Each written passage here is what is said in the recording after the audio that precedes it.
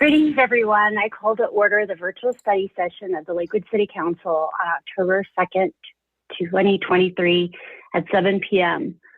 For our community members who are watching this on any of our broadcast platforms and would like to call in tonight for public comment on this evening's topic of the Lakewood Parking Study, the phone number for public input is 720-707-2699 with webinar ID 820-6281-3086.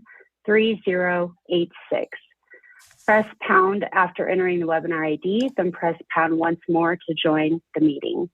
You'll then press star 9 to speak, to request to speak, and then will be prompted when to speak, pressing star 6 to unmute at that time. Will the clerk please call the roll? Mayor Pro Tem Strom. Here. Mayor Paul is absent. Councillor Abel. I don't see him on the call. Franks. Here. Jansen. Here. Mayock Guerrero. Here. Olver. Here. Charzai. Here. Springsteen. Here. Stewart.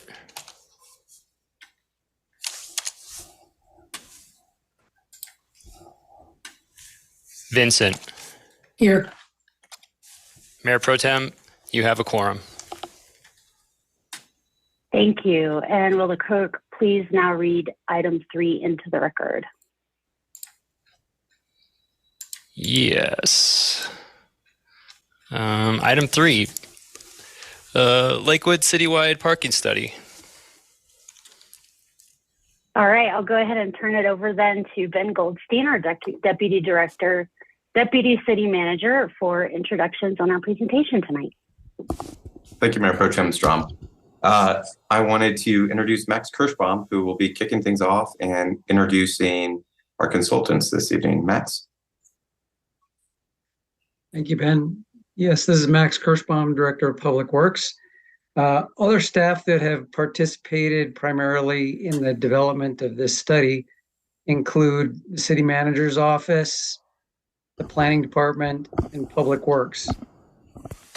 The primary consultant to this effort was Consor Engineering, and in a little bit you'll hear from Jessica Hernandez, who will be presenting, and also from Rachel Roberts.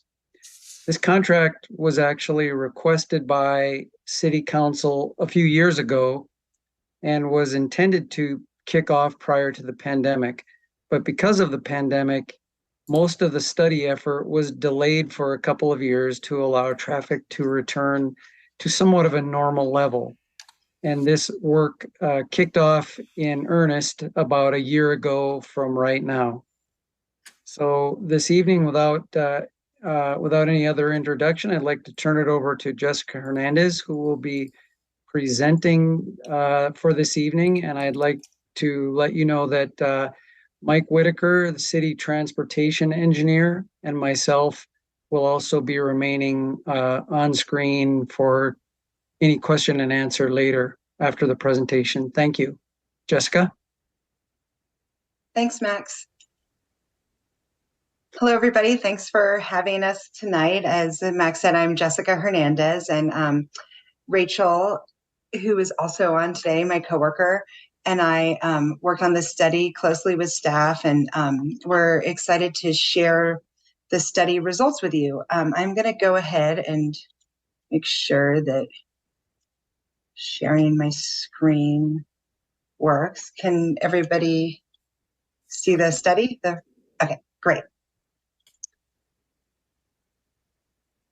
Okay, so today what we're going to do is we're going to walk through the study, why we did it, what we did, what we learned, a little bit about what parking management is, and then we will get to the results of the study and recommendations, and then finally we're going to end with some questions for you, City Council. So the goal of the study was to really understand if there were any concerns of residents, employees, people visiting the city of Lakewood, what their experiences are when they come to park, and if they do have a good experience or they do have concerns, and where those might be. And then also to look at it from a data point of view, what's actually the parking supply that's out there, what's the demand that we're seeing, and then what might be that future parking supply and future demand look like. And then based on all of that, develop some parking management recommendations to mitigate any concerns and help improve the efficiency of how the parking is being used. And finally, help staff to kind of understand what's going on with the parking system and use that to inform future decisions. So what is parking management? Really, in the parking world, we really try to look at different strategies that can really use the existing parking supply more efficiently. I'm sure everybody's been to places where there's a lot of parking demand in one place, and then there's a lot of open spaces not too far away. And so a lot of the strategies are really just trying to figure out how to use what's there more efficiently. There's a lot of goals and reasons why you do that. One mainly being trying to make sure that everybody has access to the destinations that they want to go to. Understanding that on-street parking, which is really what we looked at and what the city has control over managing, is a shared resource, and it's something that all residents have a right to use. And then also really trying to make sure that there's not a lot of what we call trolling for parking. And that's the idea of searching for a parking space, driving around a lot. And what that can do is cause a lot of congestion and actually unsafe streets. It causes for a lot of conflicts with people walking across the street, other people driving, biking. So really trying to reduce that and having it easier for people to find a parking space right away makes the streets safer. Another goal is to make sure that residents can park a reasonable distance from their home, maintaining that quality of life, making sure that at businesses, patrons are able to find a parking space, so having good parking space turnover. And finally, a big goal is to try to reduce the need to build more parking, because if anybody has looked at the cost of parking, it just keeps on rising. Right now, I think building a parking space in a garage above ground can be $35,000 to $40,000 per space. And if you want to put it below ground, it's even more. Surface spaces are like $15,000 to $20,000 a space.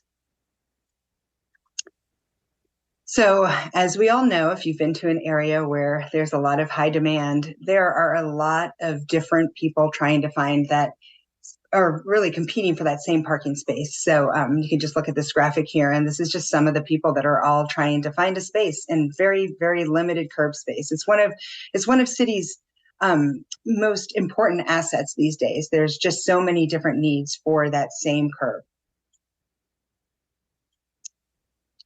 So in our parking study, what we did is we did 2 community surveys. We did one at the very beginning, and really what we wanted to hear about were those parking concerns.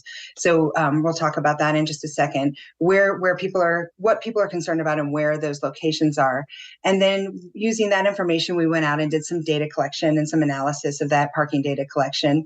And then that helped us to inform what Pierce City research we should do. And then finally, we did a last survey to kind of get some feedback on some of the parking management tools we were considering to see what different residents were most interested in having implemented. So the first community survey got a really great response. And it was actually one of the statistics that we learned is that this parking site was one of the 8th most visited sites during this time period. We got over 500 respondents, and you can see that we also had a lot of people place pins on the map that we had, where we asked, do you have a parking concern? And if so, where is your parking concern? And then you can see that about 70% of the residents that responded said that they don't really have trouble parking near their home. But of course, there are 30% that do. And about 60% don't have trouble when they are trying to go to a destination, a restaurant or a shopping center. They don't really have trouble parking. There were concerns from restaurant patrons, and I think we all know last week there was a lot of feedback from residents. And there's some high on-street parking demands near some multifamily development, near some schools, and this also causes some of that unsafe parking behavior. So based on the feedback, based on the map results, based on what city staff and city council has been hearing for the past couple of years, we chose 5 locations to go out and collect data. And then we also have data on Abriskis too, because Brewskis, some of the residents that live around there got some data collected as well that we were able to analyze and use in our data collection results. And so you can see here the locations, and then this map on the left just shows some of those areas where we heard the most from residents and how that aligned with where we did our data collection. So you can see we did it around some areas of high multifamily development and then some other residential areas. So at these areas, we went out and we collected how many parking spaces are available. That's what we call parking supply. And then we looked at what those restrictions are, whether you can park all day there or if it's time limited, 1 or 2 hour, and what those times of day. We looked at then how many vehicles are parked in those spaces at different times of day. We looked at 5 a.m. because that helps us to understand what that residential demand is for those spaces. And then also peak times of day, which are noon and early evening. And that helps us to understand how much demand is coming from residents and how much demand is coming from people that are commuters or coming to restaurants or things like that. When we were out there, we tried to observe as many of the parking behaviors as we could, where people were parking, if they were parking legally or not legally. And then most of our parking data collection was on street. We never collected in private off-street lots. We did do some data collection in RTD lots and public lots. And then using that, we did analysis on it. We looked at where parking was available and what management opportunities there might be to help use that parking more efficiently and improve quality of life, improve operations for businesses. One of the things, if you go and look, we have a lot of parking maps in the appendices of our report. I don't know if anybody has looked at those yet, but one thing to consider is this 85% occupancy, which is considered in the parking industry a best practice. And that's because that is when parking is considered to be used most efficiently. So that allows 1 to 2 spaces per block available, but it's still using parking, which again, as I've said, is a really important asset resource, using it to its highest and best use. So we found that there are some localized areas of really high on-street demand. Some of them are located adjacent to multifamily developments. We definitely saw some illegal parking behaviors, obstructing driveways, parking in crosswalks, and Brewski's Fire and Vine. There's overflow parking that's impacting the surrounding neighborhood streets. So those were kind of our takeaways, and we'll keep on talking about those as we move forward.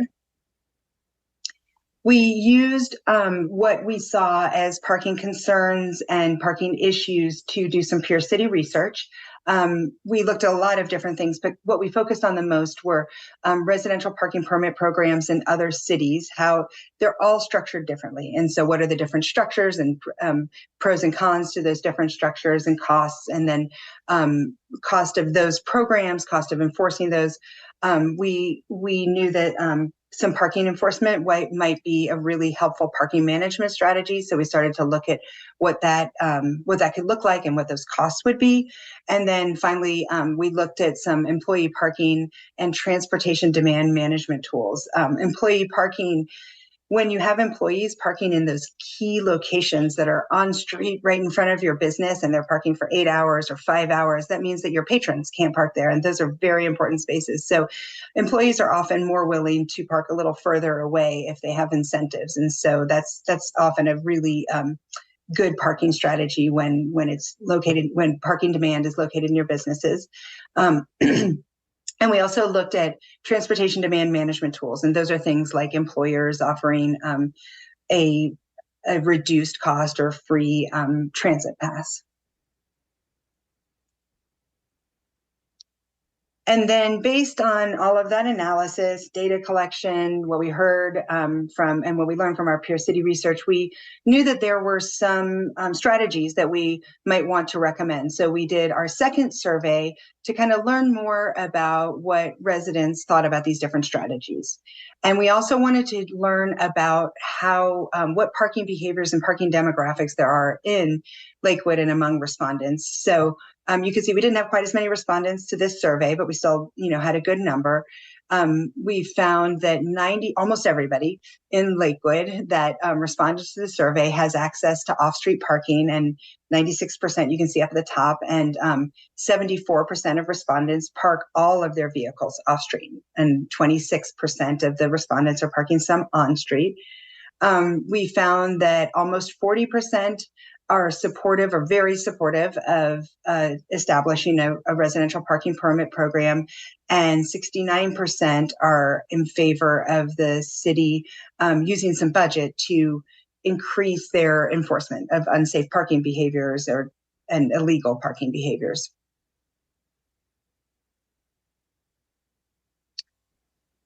So basically, from all of this, from this kind of needs assessment and analysis, we found that overall, the city doesn't have a near-term need for major changes in parking management. Parking is working pretty well citywide. Now, there are definitely some areas that there is a lot of parking demand, and there needs to be some considerations for some different types of improvements, mitigations, parking management. One focus would be optimizing that parking supply near Abruzzi's. Enhanced parking enforcement would be another good management strategy. And then we also heard, we've been talking a lot about parking, but even you can see in the comments that were online today, there are a lot of people that prefer to move around the city without driving and without parking, and actually having opportunities for people to move around outside of their vehicles is one of the best parking management strategies that you can do. It really opens up a lot of parking spaces. And so the idea of supporting opportunities for people to bike or walk or take transit, that's another, it's actually a good parking that's called transportation demand management. And we wanted to just know that there were a lot of respondents that were in favor of that. And finally, looking into a residential parking permit program, what that could look like. So one understanding that there right now are some of these isolated areas, but there's not a need for a big overhaul of the parking management. However, there is increased development coming. There's constantly going to be changes. What we heard from staff and what we also thought would be really probably one of the most useful outcomes of this is to provide a parking toolkit so that as these new issues arise, the city staff would have would have these tools and be able to kind of understand what these parking management strategies would be when they are when they find that they have these new issues and new needs for different parking management. So we developed this toolkit, and you can see here it has kind of these top management strategies that we found over time. A lot of them are pretty straightforward. Time limits. Already there's some places in Lakewood that have time limits, or paid parking. A lot of these strategies should be working in collaboration or in coordination with each other. Time limits, sometimes you would just have time limits on their own. Sometimes there'd be paid parking and time limits. Shared parking is another great strategy. This is the idea where a private business has a parking lot that is at times underutilized. For example, an office building that's beside a brewery. So the office building empties out at 5 p.m., the parking lot empties out at 5 p.m., and that's when, say, a brewery starts to pick up in its need for parking. And so having that shared parking opportunity rather than having the brewery have its own parking and the office have its own parking, and both of those sitting open and having available spaces during the day, that's not, as efficient and not as good a use of the land as there could be. So shared parking is another great opportunity. Enforcement, which we've already talked about. Wayfinding and signage, very important as well. If somebody at the brewery doesn't know that they should be parking over in that parking lot in the office building, they're just going to start trolling for parking. So that's what wayfinding and signage can do. I think probably everybody's had that experience of going to a city where they have no idea where public parking is, and then the city where they have those great signs and wayfinding.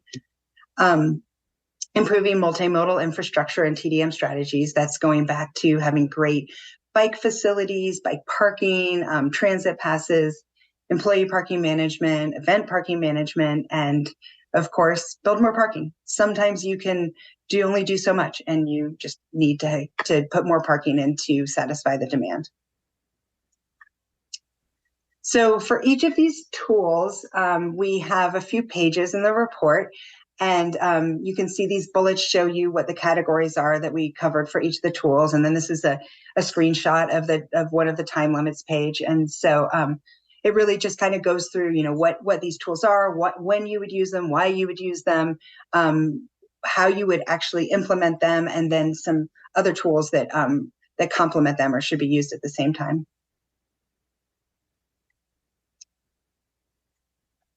So from all of this, we developed recommendations, and our recommendations link back to the parking toolkit as well. We categorize them in a few different ways. So we have timelines. So there's some recommendations that just should be ongoing. Some are short-term, mid, and long-term. And we have some years here with those time frames, but as everybody knows, those are just kind of to help frame what short-term means, but it's not always going to be 1 to 3 years. Sometimes it'll be very short, 6 months. Sometimes it might even be longer than 3 years, but those are the general time frames. And then we also looked at different locations and categories that you can see. So because of time tonight, we're going to go through the ongoing and short-term recommendations for all of those different categories. And before we jump into it, this is just some notes from the staff recommendations. So staff wrote a memo before this parking study came out. I'm sorry, after the parking study came out for this study session. And basically, it's to prioritize and implement these ongoing and short-term recommendations that I'm going to go through. One of them is, enhancing parking enforcement, preparing and budgeting for the potential implementation of more of the mid and long-term recommendations, and looking to what it could cost and look like to work with some of the vendors that are already operating in Lakewood for residential parking permits, and then asking the city council to provide staff with additional or alternative ways of thinking about the recommendations. So citywide short-term recommendations are exploring the feasibility of creating an RPP program, evaluating parking citation fees. And that's really because unsafe parking behaviors can be very dangerous for some of our most vulnerable commuters. For example, people that are walking and biking, when they get hit by a vehicle, they get injured the most. And so, when you have vehicles that are parking in bike lanes or in crosswalks, should those citations be higher than somebody who overstays, a time limit in a parking space? So kind of evaluating that, developing shared parking resources. While the city doesn't have any control over these private parking lots, they can support private businesses by providing some good resources. Developing and promoting a bike parking request form. So what we actually got on that first survey in our online map, we did have some people giving us locations for additional bike parking. And so through discussions, we realized that might be something that would be a nice resource for Lakewood residents to be able to recommend locations for more bike parking. And then, of course, monitoring the effectiveness of these strategies, maybe even adding a parking related question to the community survey. And then Lakewood already does a great job in investing in multimodal infrastructure and safety improvements, but understanding that it's important to continue to do those and the synergy that they have with parking management. So one of the locations that I know a lot of people are interested in is Abruschke's. And so there are, I can say from having worked with city staff over the last bunch of months that they really have invested a lot of time and into working with residents, working with the developer that is building the townhomes that are just south of Abruschke's, and working with Abruschke's ownership as well to just really try to brainstorm and figure out what can be done. And so there's a couple things that have already been completed. That is some parking south of Abruschke's that's kind of just beside on Youngfield, on street beside those new townhomes. That has been established. And then also adding some no parking signs to mark the residential driveways, because there has been a lot of restaurant patrons blocking driveways, making it difficult for residents to get in and out of them. So hopefully those signs are making a difference. In addition, restriping parking spaces on Youngfield north of Myrtlewood, and that's going to happen when there's repaving. And we just heard that hopefully is going to be happening within the next couple of weeks. So that's very exciting. That'll add, I think, 10 or so more spaces there. And then continuing to increase the enforcement in this area. As I said, working with the developer and Abruzki's to continue to figure out, is there ways to, there's some parking that Abruzki's has already leased and that's not open yet. And so how can we get that open more quickly for the patrons? And then if advised to move forward with looking into RPPs, considering this area as the first pilot of an RPP. So Abruzki's was really the area that we saw that's a commercial area that had the most impact on surrounding on-street parking demand. But there were a couple others that were identified in the early parking survey, and Union Boulevard, South Lewis Way, and there we think that should be, and a lot of that is some off-street parking issues. And so exploring shared parking in those locations. Belmar and Colorado Mills, already city staff works in close coordination with them, passing on community concerns and just making sure that their parking is working as efficiently as possible. Some multifamily development areas, that we did study. Lamar Station, that area is a lot of multifamily residential there, and there's a lot of demand for not all that many spaces. And so considering maybe some time limits there, so that there can be some turnover and allow everybody to be able to get a space when they would like it. Sheridan Station, Westline Village, there's some opportunity to maybe have some shared parking with RTD and also some property management parking enforcement. There's some parking behaviors that if they were enforced, maybe could increase the efficiency of the parking and quality of life. And then there were some parks that there's been a lot of demand for. And so city staff is coordinating with planning and operations staff about those parks, passing on those concerns. Schools, Lakewood High School has been an issue in the past. We did study it, and that does seem to be operating pretty well right now. Colorado Christian University is another one that we know we didn't get a lot of comments during the survey time period, but I know that that's been some of the comments that we've been hearing more recently. And then some other elementary schools, and just making sure that those are on city staff's radar. They're continued to monitor, both with visiting them, hearing concerns. There's many different ways to monitor them. And then, and you'll see Colorado Christian University might be also a location for a future RPP pilot. Operations and safety concerns. And we've talked about this a lot, and this goes back to the enforcement. There were some locations that were pointed out on our survey that we have coordinated with city staff that they are looking into as well. So now we have some questions for City Council. And so I'm just going to show you. So we've got questions about the RPP, and then we've got a question about enforcement, and then just kind of this general direction that we may or may not need. But I just wanted to let you know what's coming. So the first question is, will City Council direct staff to develop options, costs, legal requirements, impact across departments for an RPP program? And as I'm saying this, I'm realizing, should I have stopped for questions before we got to this point? Or is it okay to go straight into this? Thank you, Jessica. Go ahead and ask your questions, and then what we'll do is we'll turn it over to council to start to listen to feedback. Okay, that sounds great. So that's the first question. Does City Council direct staff to start to look into what it's going to mean to implement an RPP? And so, we listed some of the things that city staff is going to need to do research on. We have already, through the study, some of that information has already been outlined, and there's some resources. But really, it's going to take a lot of especially if, as the next question is, if a pilot location is Abruzki's, it's going to take neighborhood and business outreach, because while it would impact the neighborhood, changes to on-street parking would also impact Abushki's as well. And I think that's important to note. And so there would need to be a lot of coordination and then figuring out what are those time of day restrictions. So in this case, you probably wouldn't want to implement it all day, right? Parking demand maybe starts around lunchtime, or maybe it's just dinner time. And so what would that look like?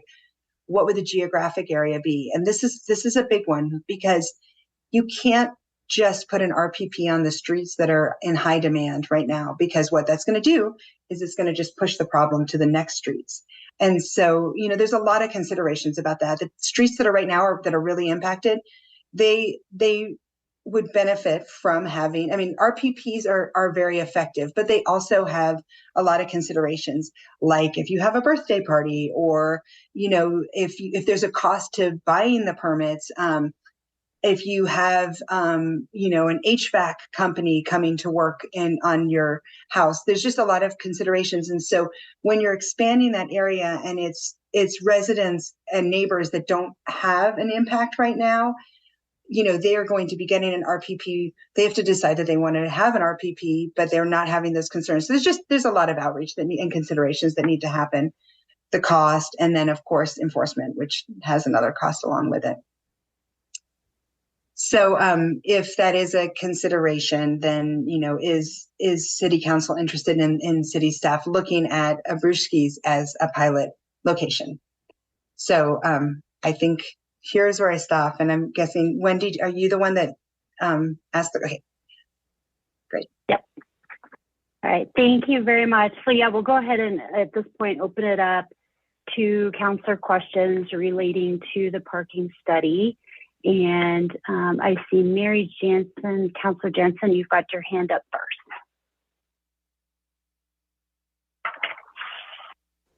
Thank you, Jessica. What a great study. I think this really gives a lot of information, and I was really interested in how you got this all together. And I think you did a really good in-depth idea on this. There was one question I had, and it's about the enforcement vehicles / technology. I was wondering, what is the technology part of that?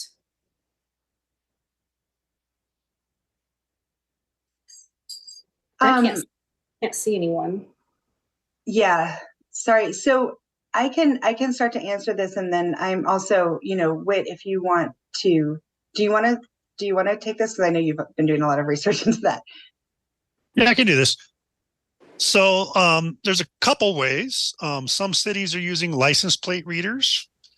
The way Belmar is currently doing it is they actually have a security firm that just walks around with a handheld device and plugs in the number to the handheld device, and it checks the system in the background to see if a parking's been paid for. In this case, if it was an RPP, whether that license plate is attached to a permit or not.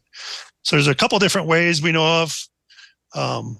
But yeah, we're kind of been interested in seeing how we could tie into some of the systems that are already running in Lakewood and how to expand on those. Are those going to be run by the Lakewood Police Department, or is there going to be someone who's going to be doing that? I think that's still a question.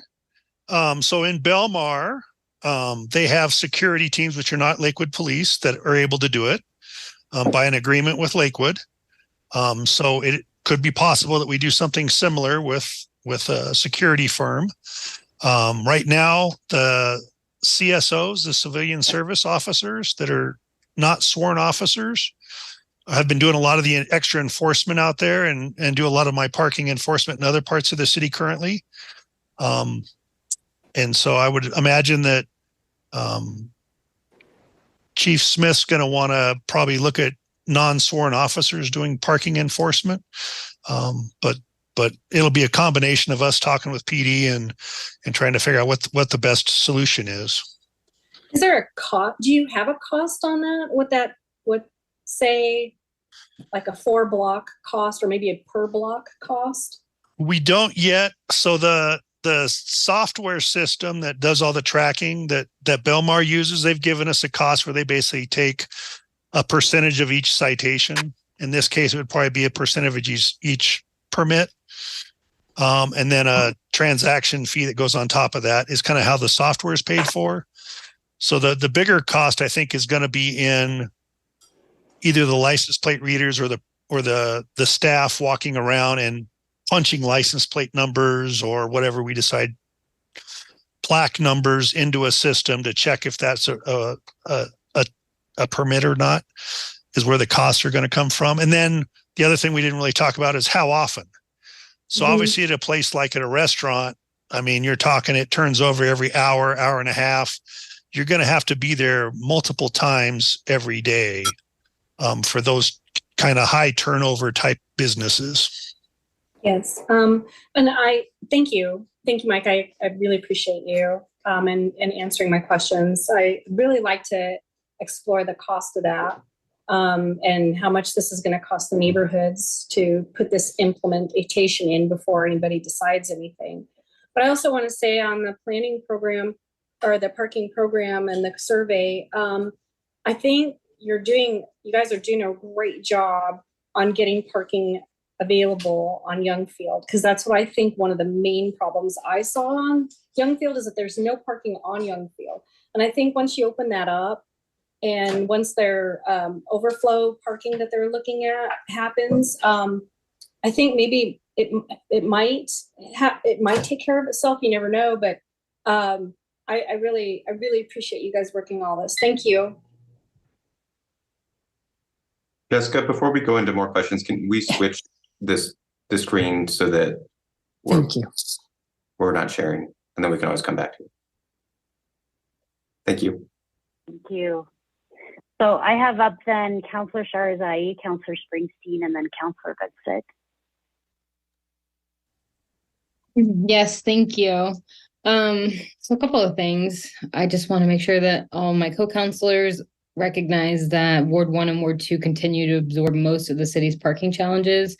And what we saw on that map was in 80215, 80214, and 80226. So I'm glad to see that we're starting to really take meaningful steps forward to provide action.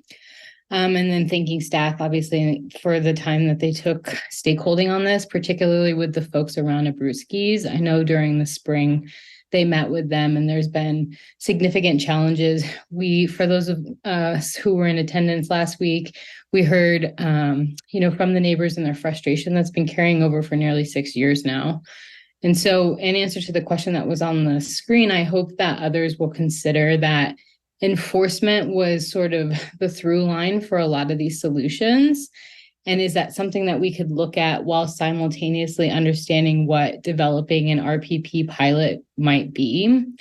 And then understanding, I think the question was, should Abruzzi's be the first neighborhood to pilot that? But I would imagine there's some sort of benchmark for those programs to be implemented, similar to like speed humps and things like that. And so I would want to make sure that the community felt informed on that. But I think what we saw from last week in Applewood is that for those of us who represent Ward 1, we understand that these challenges are really tough because we're sort of built out up here. We don't have the urban or suburban sprawl that some of our friends in the South get to experience. We do have to think creatively about land use. And I would really advocate for us not only increasing the enforcement, but also simultaneously developing what that pilot looked like. That's one comment. And then I had a question around, the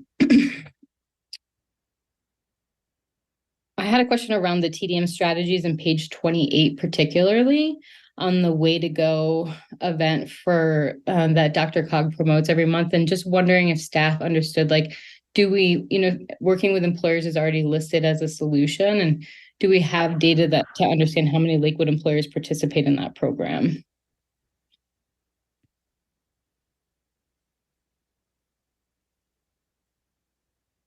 Yeah, Mike Hughes at the West Corridor TMA would have that data for us. I don't have it with me tonight. But we sort of have an understanding of that already. Yep. We are actively working with them and a member of the TMA. I know it was a little tough going as the TMA was being created, and then COVID hit. So that made it a little harder in some ways and also easier because no one was commuting. But they're still at it and trying to get particularly our larger employers to join in.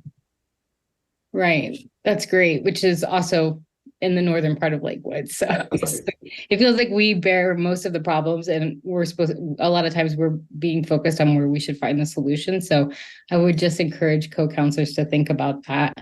And then I just had one more question, if I may. Around on page 11, I was confused around the Lamar Station in the multifamily development areas of concern. It states that parking occupancy was lower than the 85% threshold. So to me, that means that there isn't an issue if it's under that threshold of 85%. But then you just mentioned in your presentation that you didn't check private lots. So I guess I wanted to understand, what does adjacent mean? So adjacent means the nearby streets that are surrounding that station and the multifamily development that is there. What we don't know is what percent occupancy. When we saw the higher percentages on street, we don't know what percent occupancy that are in the private lots. We did do some calling and some research like that, and we did find that in most of the places the off-street parking has been purchased. A lot of those areas have a cost to park off-street. It's called unbundled, and so that means that you can pay for your housing, and then in addition, you can buy a parking space or rent a parking space. So yeah, it was under the 85%, but what we're seeing is that it's getting up there, and so that's why we recommend monitoring it. Great. Thank you. That's all I have for this round. All right, Councilor Spenstein. Then we have Councilor Vincent and Councilor Franks. Thank you for your presentation. I have four questions. One just involves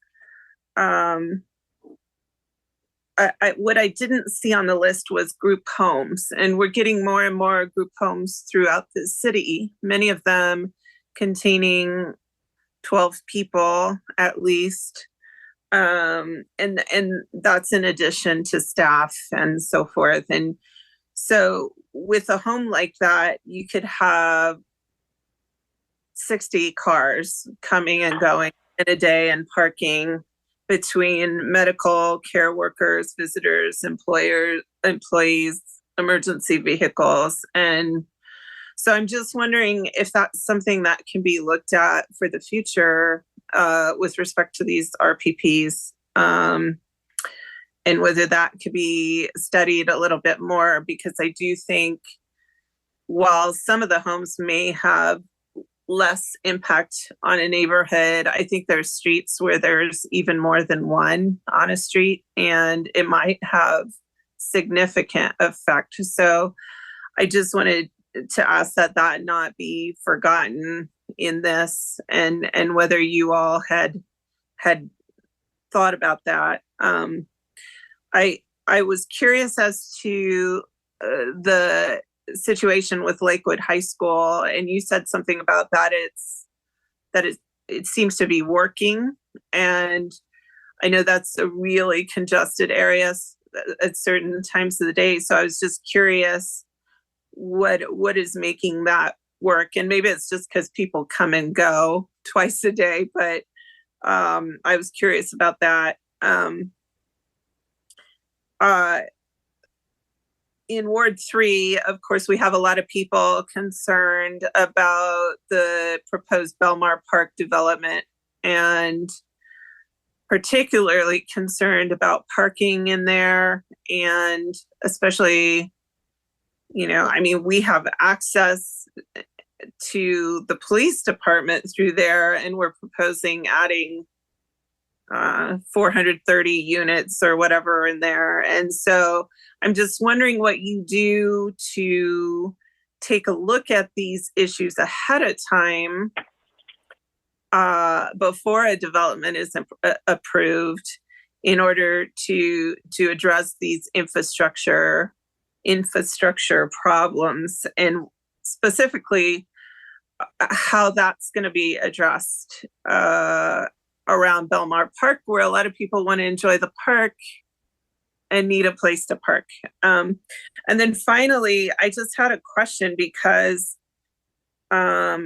this Jumbo's Bar and Grill has been in the news lately over on West Colfax and Ingalls. And one interesting thing to me is that, and I don't know if you can see my photograph, but on Ingalls, there have been placed no parking signs about every 4 to 6 feet along the street there for certain neighbors. And I'm just curious as to how does something like that occur under our present structure, and because these are things that people in my neighborhood tried to do and there was no way. And so I'm just curious, how does a particular person like that in the city get special treatment to have parking signs like that, and when we don't really have a residential parking plan in place yet? And those are all my questions. Thank you. Mayor Pro Tem, if I may. Yes, please. So I think some of those are very specific questions that may not be the best suited for the consultant, but I think staff and I can take a crack at some of them. As far as the group home, I think we see conflict in parking when we have different uses adjacent to each other. So as Jessica pointed out in her presentation, we have multifamily next to single family residential. That's a conflict area. So I think the group home would be another example of one of those conflict areas. I don't know that we specifically looked at group homes as part of the parking study, but in practice, it's a conflict area. So the strategies that were identified in the toolkit could be utilized anytime you have a parking area or a conflict area with parking concerns. So it's certainly something we could look at. I also don't know that it would necessarily trigger the 85% that Jessica was talking about, or whatever we pick as a metric, because it might be so concentrated to the residential properties that are directly adjacent to the group home and not on the block as a whole. But it's something that could be looked at. And then I don't know if Mike, you or Max want to talk about Lakewood High School. Go ahead, Mike. Yeah, so Lakewood High School we think it's working because the complaints have really died down. We've worked a lot with the school and just some observations. It seems like for the most part, people are seeming to obey the signs. It wasn't the school hours that were the biggest problem. It was after school events and weekends that were driving most of the complaints from the neighbors there. And so the schools worked really hard on getting messaging out to park in the school lots during those events. But we still see some people with mobility stuff parking on the street and trying to get in, but it's definitely better than it was. As far as 777 Yarrow, we do traffic impact studies on big developments like that we rely on for telling us, how the street's going to operate. As far as parking, that's part of the planning development side, where they check to make sure they're working on the correct parking ratios for what they're building. The last part there is we used to have a parking agreement with Iron Gables there. And I know the Community Resources Department is looking to build another lot between the development and the library to replace those spots that are lost from the new development and still have people accessing the park there. As far as Mike, if I could add on to that just a Sure. second before you move on as well. For for the Belmar Park area, 777 Yarrow, as well as many other multifamily developments that I've seen go through the planning review process. Most of them require an on-site parking factor of somewhere between 1.25 and 1.5 vehicles per unit. I don't know what that one was in particular, but I would guess it's in that same range, in the 1.25 to 1.5. And in that case, as well as many of the others, they tend to be some sort of an interior parking arrangement that is multi-level, even, where the housing units wrap around the parking. But that would be the case there as well, is that it is including a number of parking spaces per unit. Go ahead, Mike. And then on jumbos, same thing with Myrtlewood Lane.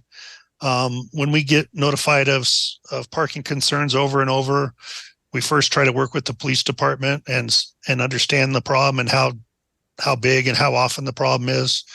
And so police departments were the ones that first got me in touch with a couple of the neighbors along, I can't remember the name of the street, Ingalls, I think. And we talked about putting out parking signs that essentially just mimic our existing code, where you can't park within 5 feet of a driveway, 20 feet of a crosswalk, 30 feet of a stop sign, and just put signs out that replicate what the de facto law already is. And so that's why there's a lot of signs in that section when you take into where the driveways are and the different things. And so that's how that kind of evolved over time. One additional thought on that is similar to Myrtlewood. Hopefully we'll reduce citations as well in that area. If we're already having complaints, we're doing increased enforcement, similar to Myrtlewood. So it's reducing the conflict, so the residents who live there aren't having someone parking in their driveway, and the person parking who might not understand you can't park within 5 feet of a driveway isn't getting a citation for $49.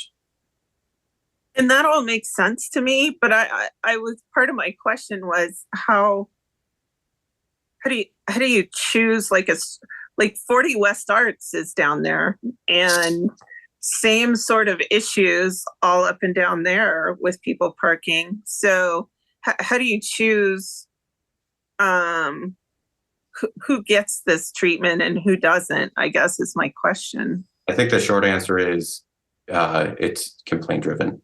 So Myrtlewood's complaint driven, Ingalls was complaint driven. Okay. And really it comes back to the CSOs working with us. If one of the places we talked about was Lamar Station, there was a fire hydrant in front of Lamar Station that was constantly being parked in front of, and the CSO there was always writing tickets, and it never seemed to help the problem. So that's usually when we go to the signs to try to get some better compliance. When the CSO's like, I'm always writing tickets in this location, they're not getting it. Can we go to the next step and not just rely on the de facto law and actually put out signs? Okay.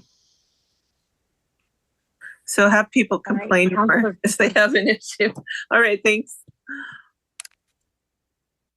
Councilor Vincent.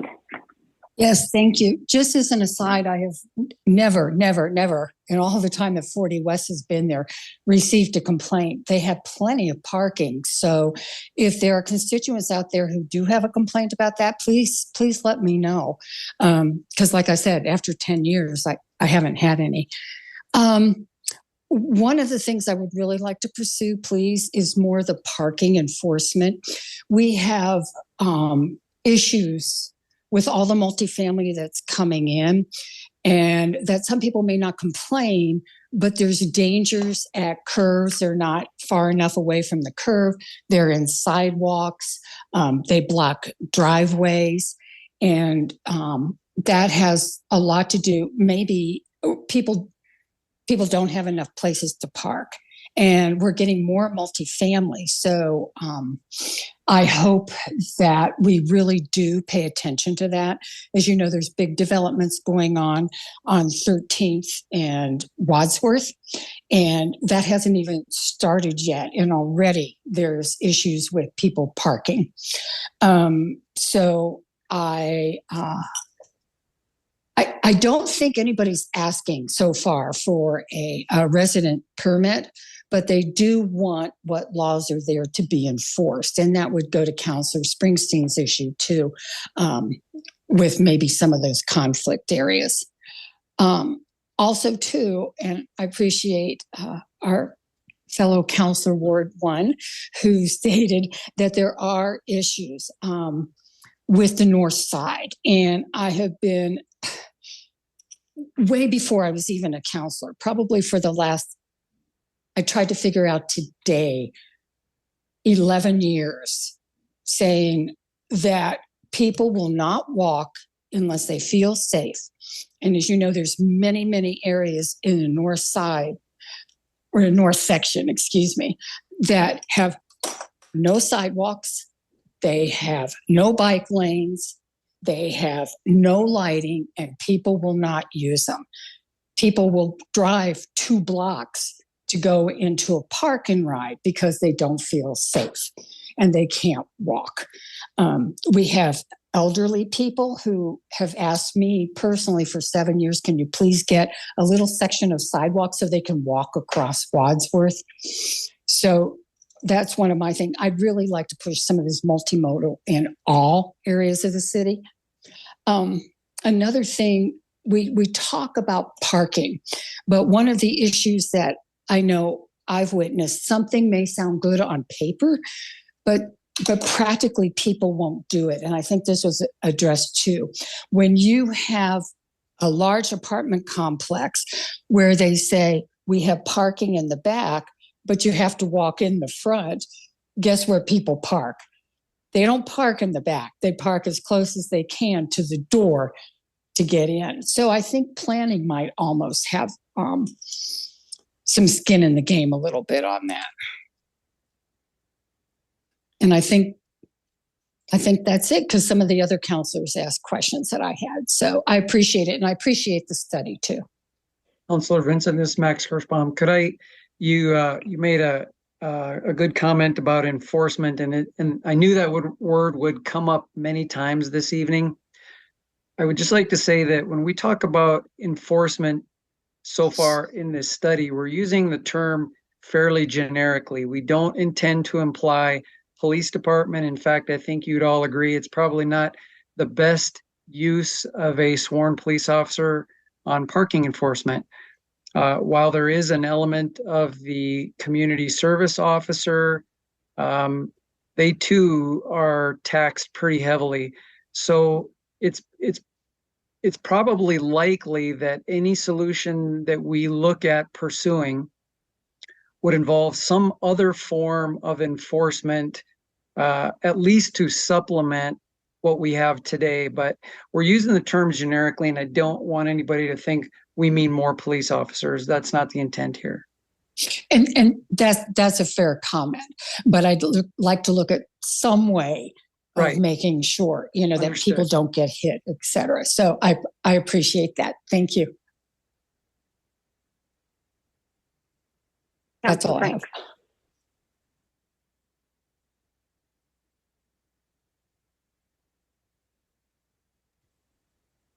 Was I up next? I wanted to wait till we called on. Okay, thank you. Franks.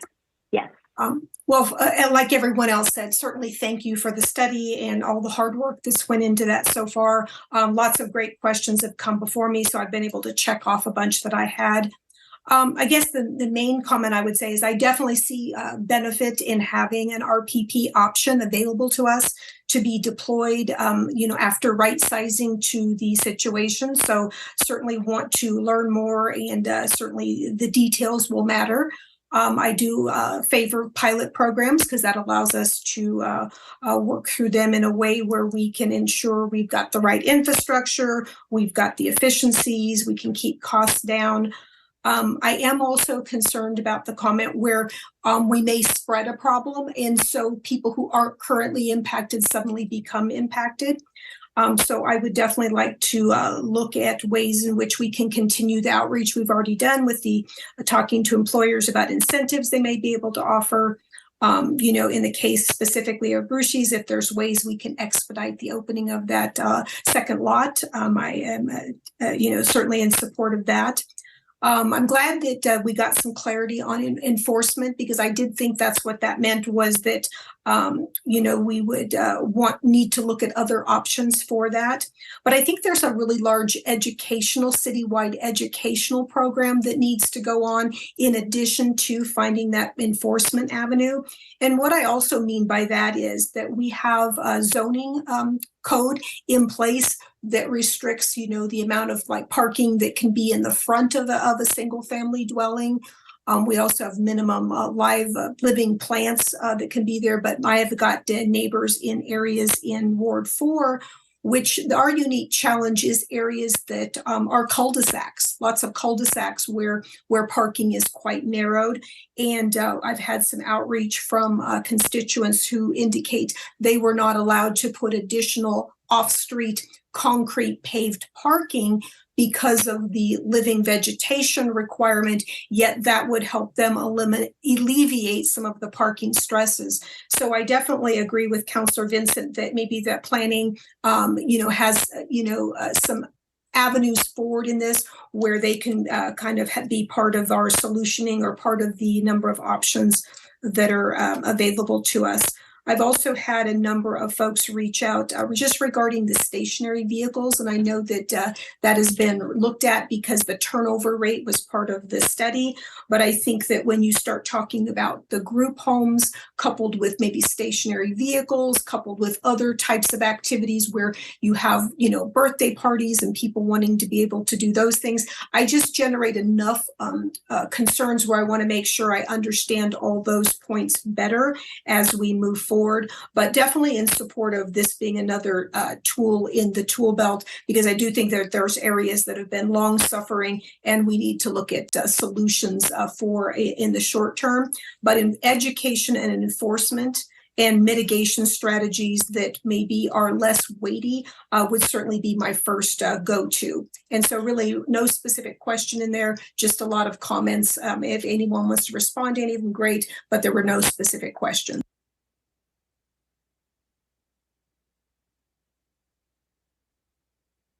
All right, then we'll go ahead and transition over to Councillor Mayat-Guerrero. Thank you. So I had most of my questions actually get answered at this point. And one thing that I just wanted to make sure that I totally wrapped my head around, because it was one of my main questions when you were doing the presentation, is around the fact that private parking wasn't considered. And I was thinking particularly the watch spot for the Lamar station that you all pointed out is also a spot that I believe Councillor Vincent was also referring to, that, and then near the Sheridan station as places where some of the multimodal options, those transportation deferment, I think would be incredibly good investments. So I wonder if, as we're looking at sort of our sidewalk planning, our bike lane planning, and the parking study as a whole staff, that holistic approach might really help us out in terms of prioritization of dollars, not just for there, but for anywhere where we also see that overlap of parking with the lack of connected pedestrian and bike ways, because that is definitely an area where I think my hunch is that probably the apartment, that a lot of the cars, and so I guess I wonder if there's clarity. My hunch would be that a lot of the vehicles parked on the roads near the Lamar station and near the Sheridan station aren't actually that transient. It's the same folks who are parking there regularly. They're parked a lot of the time. They're not moving a lot because they're the people who live there, which I think is a really different and difficult discussion compared to trying to say okay, during these really hot windows is at Brewski's is where we need to be regulating for things, or can we do shared parking, where it's no, there's actually just always that threshold of difficult parking. So it's not quite as high as sort of the density of issue that you see in other places, but it is like consistent 24 hours a day would also be like kind of a different level of burden. Yeah, if you all have clarity on that, that'd be great. And I have one other comment. Jessica, could you speak to that a little bit? Yeah, so we did find, and Rachel, I don't have it up right in front of me. Are you looking at it right now?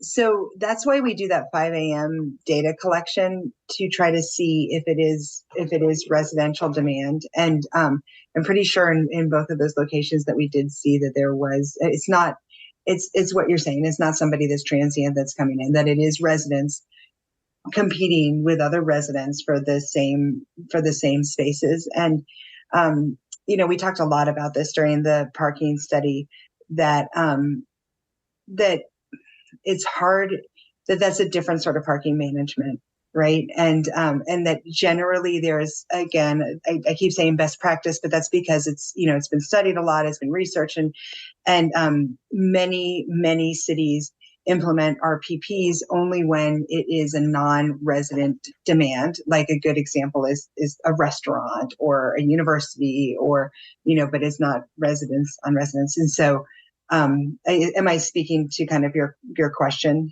that you had?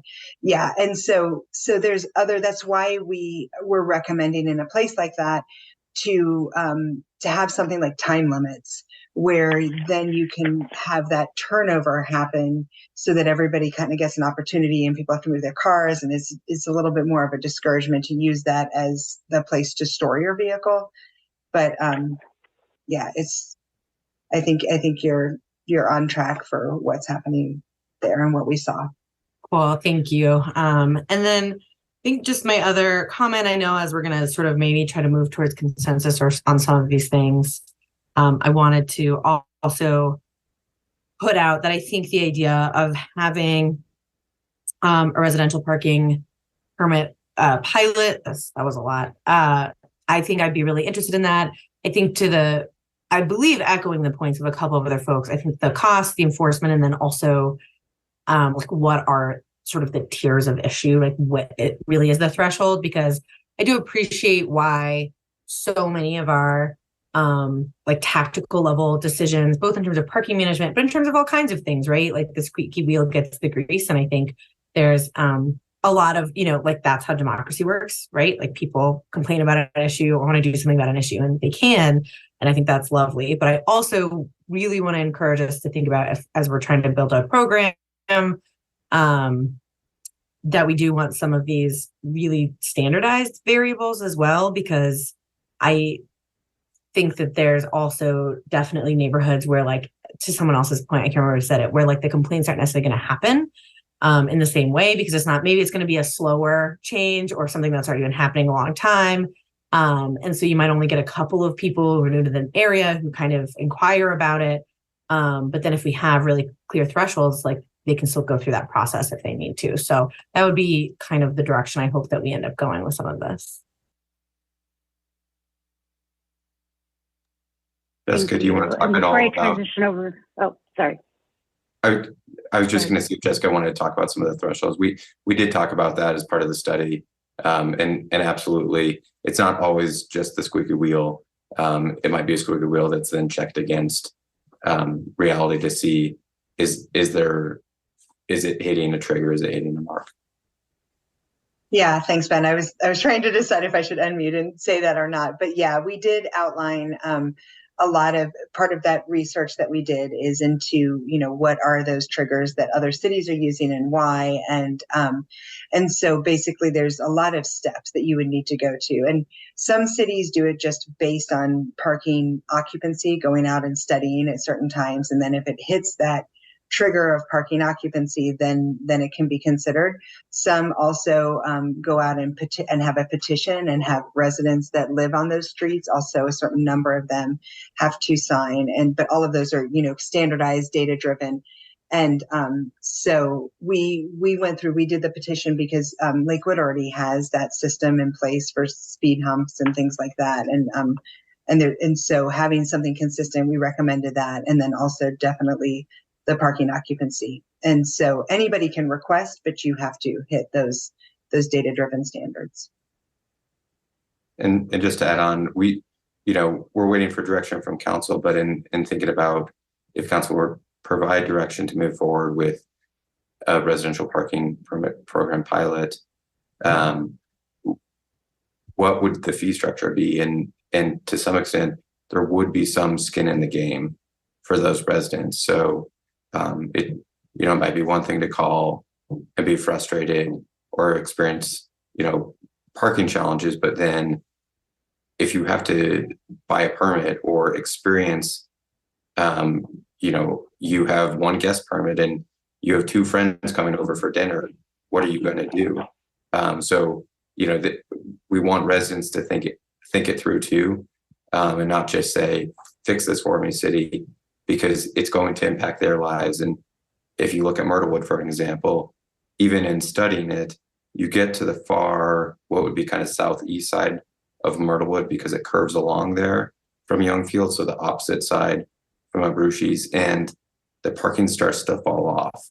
And talking to residents on that end of the street, they don't experience it the same way that the residents maybe 3 houses or 5 houses from Abruzzi's are experiencing it. So for them, having a parking management, a residential parking program in place could actually be more frustrating because now they can't utilize the street as they used to. So it's, and then, we talked about it really pushing the problem even further. So there's a lot to consider, even if you all provide direction for us to move forward with that as an option. Ben, do you want me to mention at all what we know about some of the cost of parking permit program, other cities? I think that'd be helpful for the body. Yeah, that's okay. So we've worked with a bunch of other cities, so we know this from that, but then we also did research as well. And so to give you kind of a scope of the costs. So in Denver, which has a pretty sizable parking permit program now, as the costs get scaled, and so it gets cheaper the more people that you're serving. And so they last year did a pretty big analysis and found that it was about $30 per permit was the cost to just break even. So not to make any money off of it, but just to cover those revenue neutral, just to cover their administrative costs. Boulder, which has a smaller program, but it would still be bigger than any program that you're thinking about in Lakewood right now. They are looking at $50 per permit to cover their costs. Some places do a mixture. Fort Collins, for example, scales it. So the first permit in a household is free, and then every permit after that gets more and more expensive. Many cities do that as well. And then sometimes they'll do things. There's also the consideration of, multifamily and, they're also residents and do they, what sort of permits do they get? And so there's a bunch of different models that are out there, like allowing a certain number of one per unit, or if they have enough one parking space off street per unit, then not allowing any, and having first come first serve. And there's just a whole lot of different strategies about it. So hopefully that gives you a little bit of framing of what all the considerations are and some of the costs. Just to add on real quickly, I think it's safe to say that if we were charging $50 a permit, we would definitely not be revenue neutral. Just basic analysis, if we were to do residential parking on Myrtlewood, it would be very expensive for the city. So we'd have to look into it and put some real numbers together for council, but $50 is not going to come close to covering the cost of a program like that.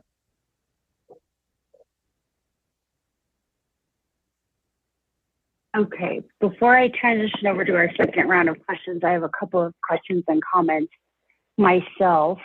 First, wanted to mention my absolute support that we look into this pilot option for the Abruzzi's area to see if this, is a longer term viable way for us to address these parking issues, at least in these particular places. So I'm curious, one of the things, especially looking at, like we talked about the Lamar Station area where it's multifamily, and we've got a lot of congestion there with parking. And then also when I think specifically like Union was mentioned, the parking in commercial areas there, like there's a couple, strip mall-ish restaurants where it's just really hard to get in and get out. And I'm wondering if in situations like we're getting ready to go through the comprehensive planning process. After that, it's natural for us to look at, what kind of zoning changes we may want to make with that. And I'm curious about including conversations regarding the amount of required parking spaces as we look at those zoning changes. Are we requiring enough for our restaurants like a Brewski's? I mean, it was abundantly clear that, they're large in terms of how many people they can seat. I mean, if we've got 76 cars that are spilling out into a neighborhood, I'm wondering if part of the solution is looking at, do we need to be requiring more parking for restaurants that have a certain amount of seating capacity? I'll pause there.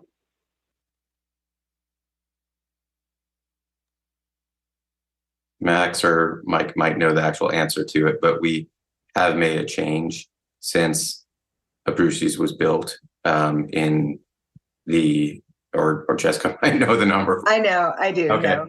Yeah, so it was, I don't know the years, but I do know the number. So when it was built, it was 2 per 1,000, and it's a little bit over 5,000 square feet. And so when it was first built, it was 11 parking spaces that were required, and they have 25 in their lot. And now it is 9 per 1,000, and I think it's 45 that would be required. Okay, thank you.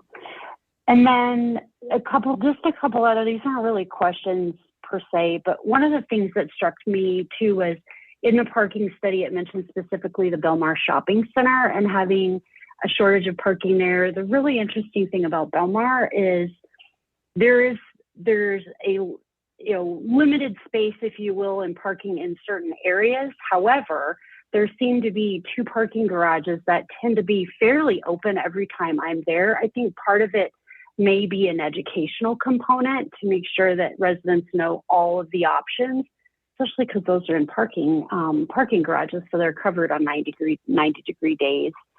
And then I was wondering, back to the Lamar Station, I'm wondering, is there something that the city might be able to do to encourage the apartment management or owners to maybe reevaluate what they're doing as far as their parking if residents are choosing intentionally not to pay for that parking and instead are parking on street when parking is actually available to them? Is there something the city can do to encourage that they reevaluate what they're doing?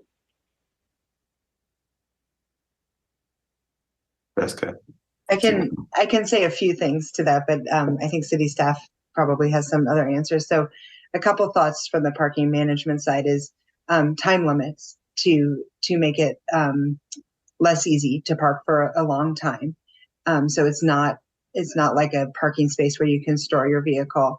And then there's also, I think, education around, and this is difficult, but having when somebody is looking at a multifamily area, understanding kind of what those parking concerns are, and that what the availability might be, and how many vehicles you would want if you're going to live in that unit. And that's a hard one. The city can help with messaging that, but we've seen a lot of cities trying to do that, and it's costly, it's not easy, but I just wanted to throw that out there because I think that's something that we can all do kind of as residents in cities that are growing.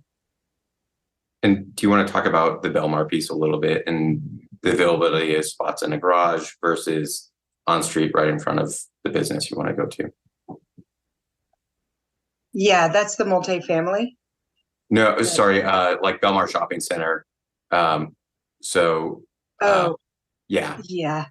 That again is wayfinding and education. And in Belmar, it's very interesting because it's free, right, to park in the parking garages, and it's costly to park on the street. And I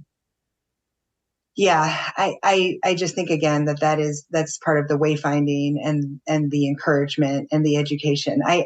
When we visited there and we actually Whit and I, and we walked around, and there isn't a lot of signage about that right now. So maybe that's something that can be done to encourage it. Was that? Yeah. Yeah. It's hard. I'm going to say Thank one you. last thing, that I park often. Sometimes, even with all the work I've done, sometimes I catch myself parking on street instead of going into the lot, even though I know better. Parking's hard. All right, then we'll move on to Councilor Sharzai and then Councilor Jansen. Yes, thank you. Thank you for that parking confession too, to lighten this a little bit. I have two comments and then a question. So one comment, I just want to make sure to point people's attention on page 40, 48% of all respondents are they agreed that they should share in some of the cost for the parking permit. So while we understand that there is some cost associated with this, there is a cost share that there and a willingness from the community on that. And then to Mayor Pro Tem's point, I believe that a Brewski's egregious situation is what was the catalyst for that amendment and the parking requirements for businesses. So, not to just keep hammering away at this, but I think a Brewski's is such a unique situation. And so I'm glad to hear that others are open to the pilot. And then my last is just a question. There's a comment in the study, and I would wonder, what does optimized parking supply near Brewski's mean as it relates to that timeline in the lot and the townhomes that was supposed to be done a long time ago? And when we heard public comment this last week, some folks were indicating it could be as long as 2 years. So I was wondering if we had an update on what the reality is for that timeline. Thanks. Yes, can I speak to part of that in terms of some of the discussions that we've had with the owner of the Abruzzi's restaurant, as well as the developer of the townhome project? It's probably not appropriate for me to talk about their business issues in a public forum and their financial situations, but I can say on a positive note that that both of those individuals are engaged with city staff to look for ways to expedite the availability of that eventual leased parking lot. 2 weeks ago, city staff, we made a proposal for their consideration. They and both sides and their attorneys are also reviewing that idea, as well as some other ideas that they have between themselves that might accelerate. But without getting into details of either of their businesses, I can say the full availability as it was envisioned, with I think the number ultimately is 45, 46 parking spaces total, is not imminent. It's going to be a little while, but with some cooperation from the two of them working together, I think there may be an alternative that would yield some amount of that in the near term.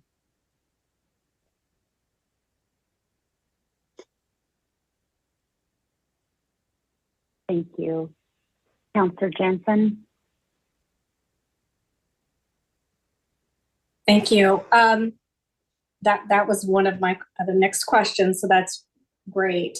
Because another problem that I see happening with the Abruzzi's parking issue, if the pilot program were to be put in place, I see people parking on the other side of the street of Youngfield, and patrons crossing Youngfield. I feel that's dangerous. The lighting's really not that great right there, but I see some issues with that. And I mean, if we were to do a pilot program over there, I mean, are you going to be able to talk to the residents about how much they're going to have to put into this? And if you're thinking it's going to be more than 100 per permit, I don't think we should put a number on it. I think if city council wants to move in this direction, I think it would be our responsibility to develop more than one option, have an appropriate amount of community outreach involved with that effort, and come back with what do a couple of these options look like, and what do they imply for cost to the city or cost to the resident, or some combination. I think this will be, as has already been said, it's a unique situation, and I think the options that we would bring back to you are unique to that location.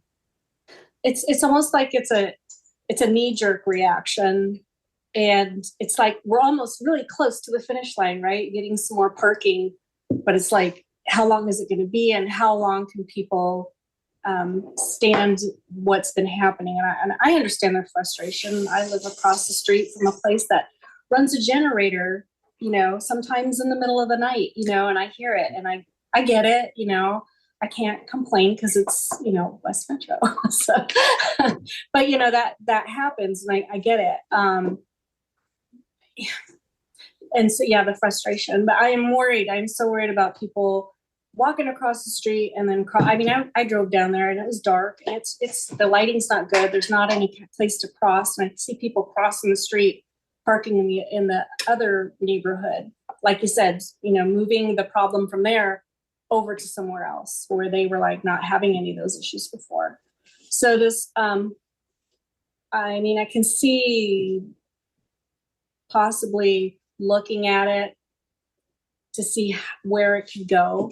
But I just don't know about putting it in place right now. That's just my own feeling. Thanks. Mike, do you want to speak to Youngfield for a moment, and other ideas that you're evaluating?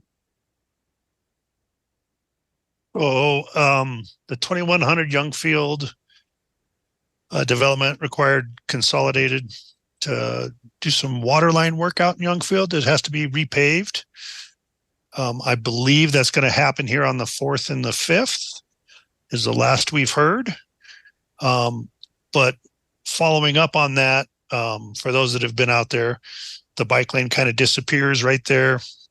We're going to basically move everything west so that we have the lanes and the bike lanes, and that'll require us to restripe a block south and a block north.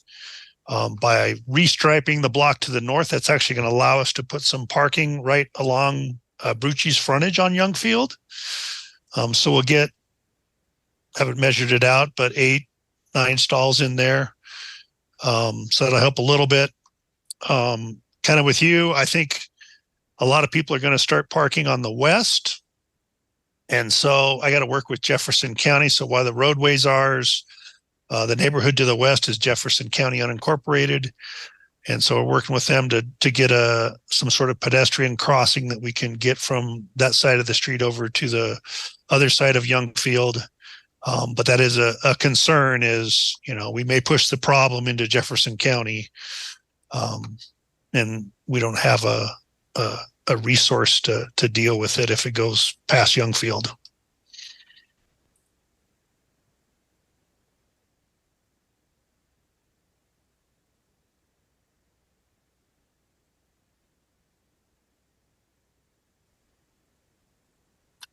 Wendy, were you calling had to on do me? it at least once. Yes, Councilor Franks. Sorry, I just don't want to jump in if it's not my turn. So, well, I appreciate the additional discussion. While I still think that there is a need to move forward based on some of the costs, based on the fact that we do have a unique situation that is changing over time, I would be more in support of giving staff tonight direction to get our outreach done, to broaden the scope of talking to the community, making sure that they are aware of the things that are coming in a short time frame things that are coming in a longer time frame, and that way they can, when they provide sort of their thought process on that, whether they're directly impacted today or whether could be impacted as well.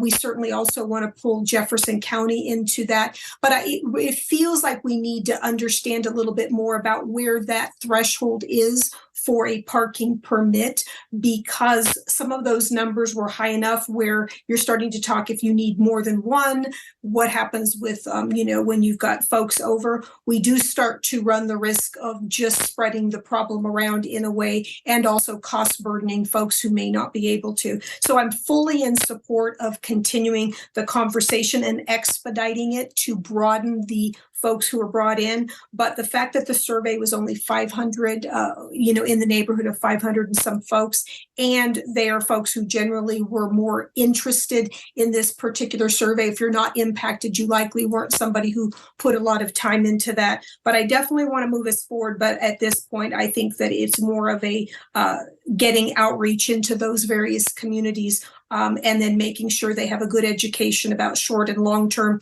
That way they can assess if they think that we want to move in that direction. Thanks.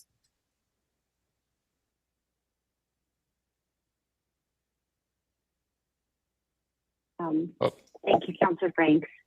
And we do, before we close tonight, need to land on how we want to direct staff to move forward with this. But before we transition to that, I would like to take a few moments to take in community input, since there are, obviously some challenges in here that we get very passionate about. We heard quite a bit last week, but want to make sure that we're taking into consideration all the input that comes to us this evening. So we'll do that.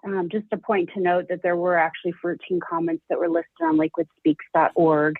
And with that, we'll go ahead and transition over to public comment. This is where the public is invited to comment on this particular topic around the Lakewood parking study.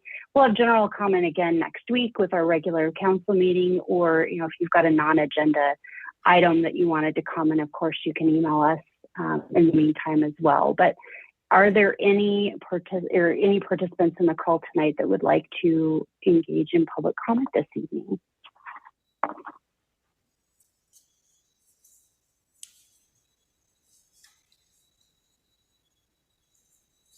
All right, and we have 2 hands up right now. We'll start with caller ending in number 3099, and you have 3 minutes. You'll want to press *9. Well, you already pressed that to request to speak, but press *6 to unmute. Yes, good evening, everyone. It's Jenna Halleck with Colorado Christian University.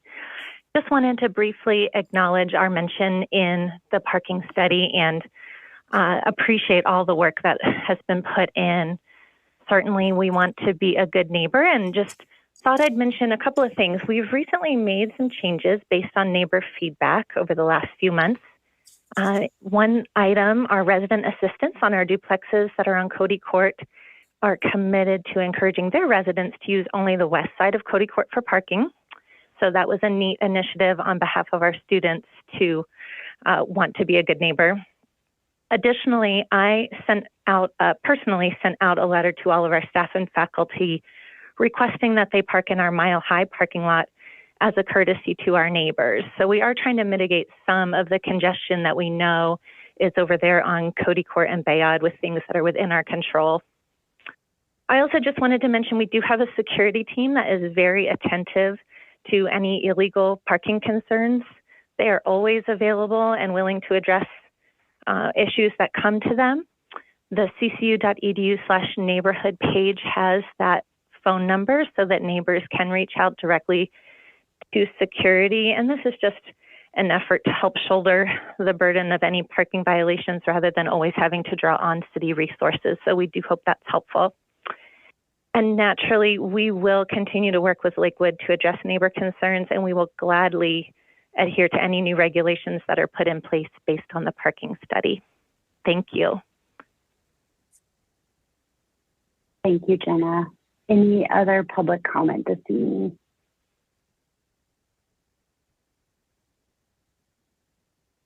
Brian Holman. Hello, my name is Brian Holman. I live in Ward 2 and just wanted to cover something that the Ward 2 council members already covered, kind of, but I think I had another idea. So thank you, council members Vincent and May Guerrero. And also thank you for doing the parking study for everyone that was involved in that. Really appreciate it.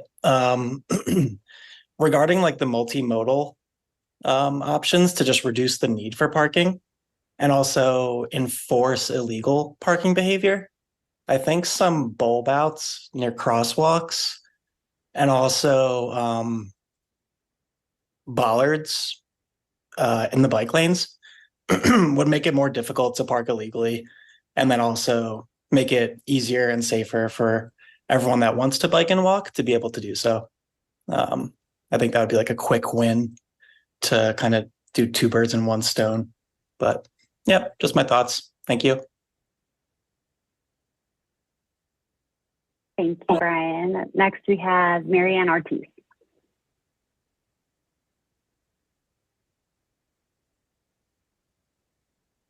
Hi, this is Marianne Ortiz, and I just wanted to provide one comment that I believe some of the counselors were not clear on. The parking lot at Abruzzi's that is still not open, over half of the parking spaces are going to be valet unless that has changed. And Abruzzi's does charge for valet. And so I think that's an important aspect to this issue because the parking along Myrtlewood Lane and West 23rd Avenue is free. And since the patrons have parked there now for 6 years, it is going to be hard to correct the behavior. And honestly, I don't know if some of the patrons want to correct the behavior. So anyway, thank you for hearing about all these parking concerns. And I believe that the neighbors of Myrtlewood Lane and West 23rd Avenue deserve some sort of tool, and then they can make their own decision on if they want a residential parking permit system or not, depending on the cost. But just throwing it out there, I'm sure every one of them would want that at this point for relief. So thank you.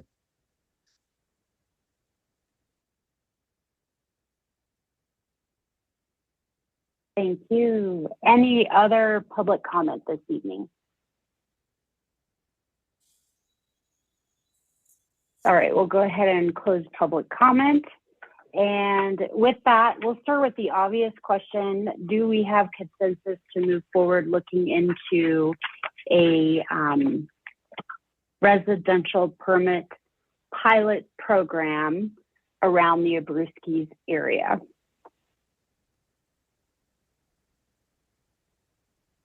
You see nods.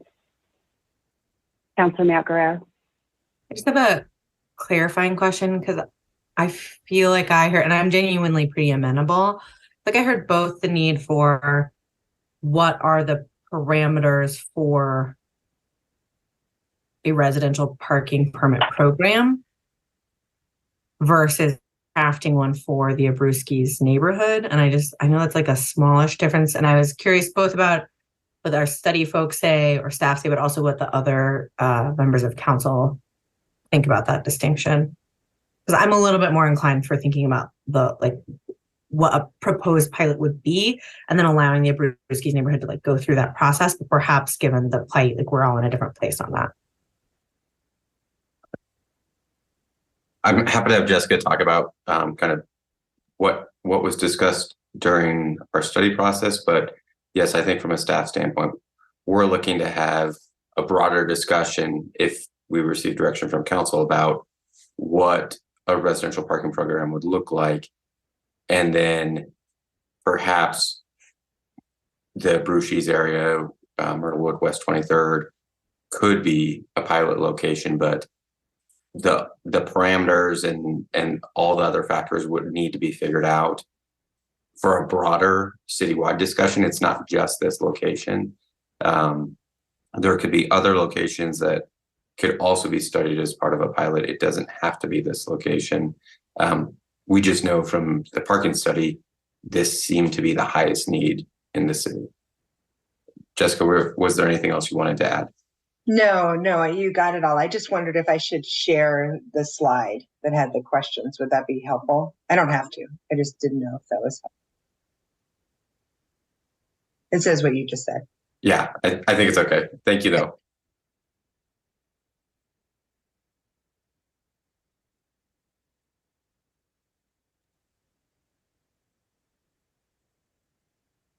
Councilor Franks. Thanks, Mayor Pro Tem. I am definitely in support of the broader discussion. I would definitely like to move that forward. Want to understand those parameters, want to understand the uniqueness of it being a business that's competing for those spaces versus other areas. So the broader program, certainly very much in support of, once we understand that framework and the thresholds, then selecting a pilot location or two.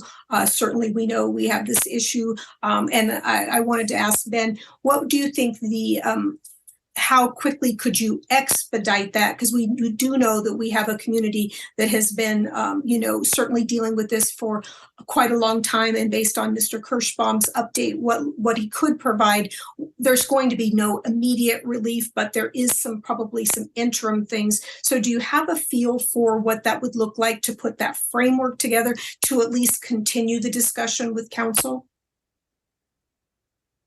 We have the benefit of having worked on this parking study for the last year, so we've already started to contemplate many of the questions I think we'd have to find answers to, or at least put together options for city council. I don't know that it's like, within the next month or two, but maybe a few months or something like that. Max or Mike, I don't know if you have a sense of how quickly we could start developing it. We'd also have to get cost estimates, and likely that would involve an RFI process, RFP process with third-party vendors. So there are just some other components to it that, as we start peeling that onion, those layers are real and substantial. Max, I don't know if you have anything. Thank you. And I would definitely support an RFI moving in that direction, to not set expectations, but get information through a few new sets of eyes. But again, very supportive of the broader, and thanks to Councilor Mayotte de Guerrero for asking for that clarification.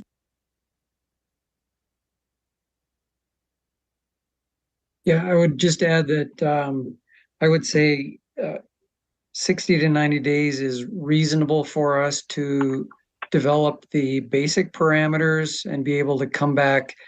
Again,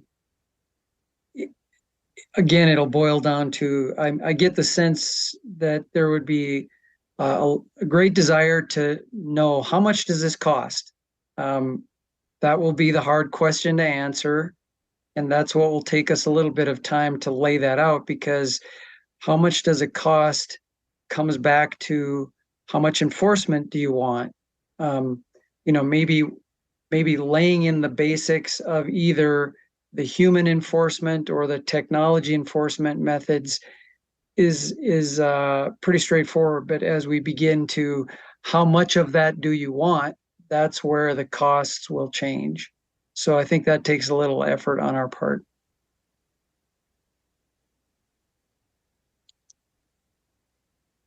Councilor Mayotte Guerrero, did you have another question? Oh, no, sorry. I just didn't put my hand down. Thank you. That was very helpful. I have one question. I'm curious. So if we want to start talking about like a potential citywide residential parking permit program, but we're potentially testing in the Abruzkis area, how do we do the stakeholding? Where is it that we're planning to talk to people outside of that one area? Because that would kind of need to be other areas that likewise have these pain points. It's a good question. I think we have a presence already on Lakewood Together as part of the parking study, and all the information that was shared here tonight, just as a reminder, will be available on Lakewood Together. So we would probably continue to utilize that tool. That was one of the mechanisms that helped us get such high survey response rates, when particularly for that initial survey. I think Jessica mentioned it, I believe. The mechanism that we use for a residential speed bump or speed hump is targeted to that area. And I think that the same might be true for going forward with a parking program. So though I think a broad community discussion about this is beneficial to council and to staff, if someone's concerned that there's going to be a residential parking permit program implemented in their neighborhood and they're not going to get this say, that's probably not the case. We'd probably do direct surveying of the affected area before we were to look at any parking program, if that makes sense.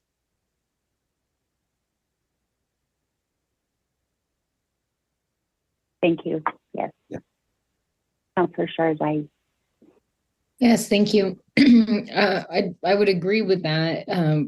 I just had 2 constituents call today about speed bumps, so I've become wildly familiar with what that process entails. And it's a really high threshold. So I think that, something similar to that, like there should be stakeholding, obviously, but there has been stakeholding. We've heard about this issue for many years, and these solutions aren't coming in the near term. Like, the reality is that that parking lot at the townhomes is 2 years out, and it will be used for valet. So that's not going to solve for it.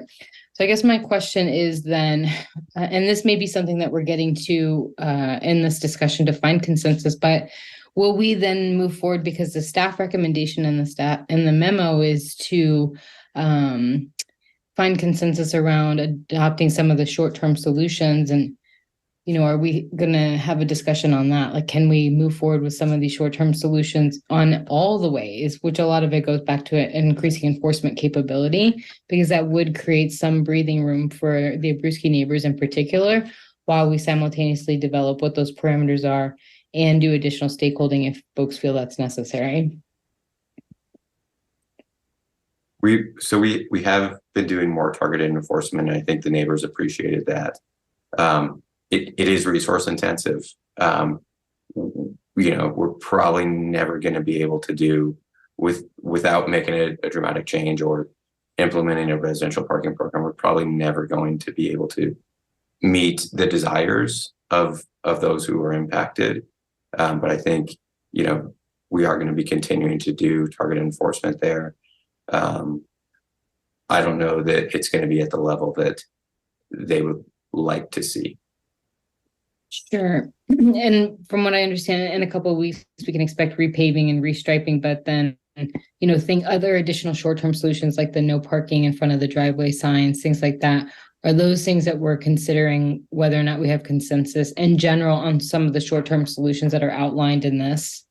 I'm sorry, I don't remember what your second slide was because I was so focused on the Abruzzi's question. And I think Max or Mike could probably talk through because we've actually already started to do a bunch of that work. Mike? So I contacted the neighbors that I had information for on 23rd and on Myrtlewood and talked to them about signs. And so we put out signs on those that wanted a no parking sign adjacent to their driveway. And that kind of has been talked about earlier. As you get further away from Abruzzi's, the desire for even having the signs in front of their house kind of fell off. And my gut tells me that's going to be similar to an RPP.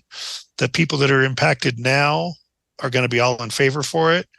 But if we start talking to people at the end of the street or on Rosewood, I think the acceptance of it's going to be less. And so where that threshold is to meet both sides is going to be the key part. And so I would expect it to be somewhat like the speed humps or street closure type petitions, where we look at where we think people are likely to park and kind of survey that area. Because obviously, if you go too far away, people aren't going to walk that far to the restaurant. But that's kind of the human factors, trying to figure out how far that zone is that people would just push out and where it's far enough that we hopefully aren't pushing that problem anymore.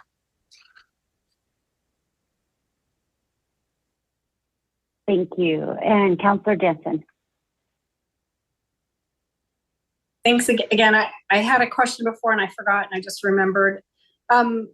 The parking permits, would that be an annual permit or just one-time fee?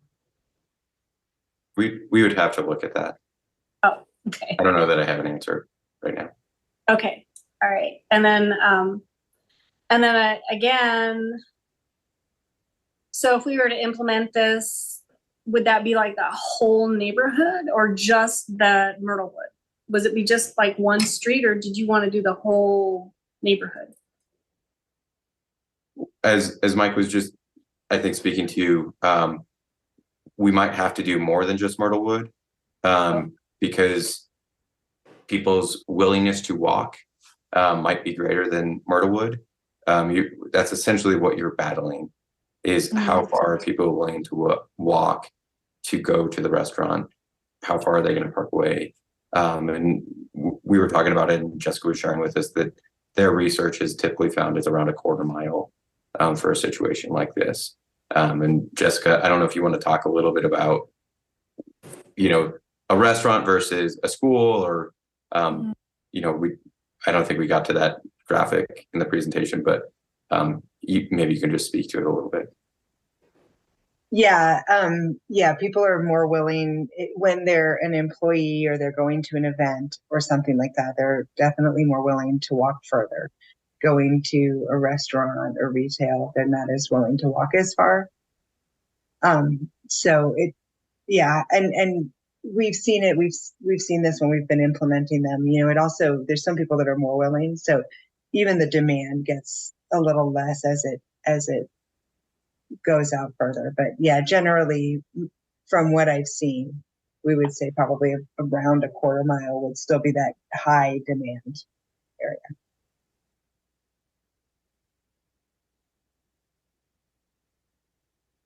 Okay, and then with that, I'll just briefly recap the two questions that you guys brought to us this evening to answer. The first one is higher level. Will we direct staff to develop options, cost, legal requirements, impact across departments for a residential permit program? That's the first question. And then second question would be, do we agree that the pilot location should be the neighborhood adjacent to a Brewski's?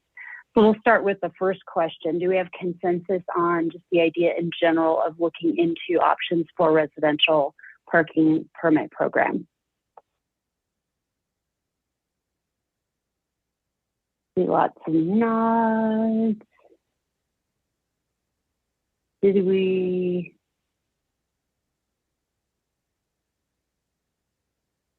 We don't have Councillor Over maybe in Springsteen, or am I missing a full screen?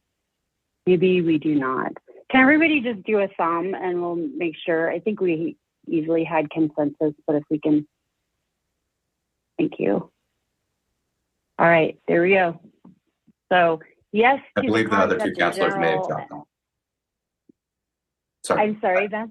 I believe the other two councilors may have dropped off looking at the list.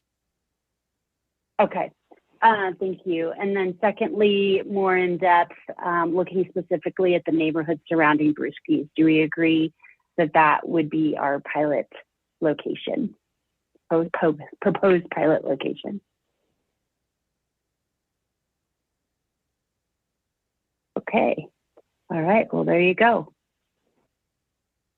And with that, that's all we had for tonight. So we'll go ahead and adjourn the meeting. Thank you, everyone. And Jessica and Rachel, thank you very much for your work coming in to join us this evening. And for the rest of our staff putting all this together, appreciate the time that you did for the entire study, and then also going through patiently addressing all of our questions and concerns. So thank you, everybody, and we'll send you off for the rest of the night.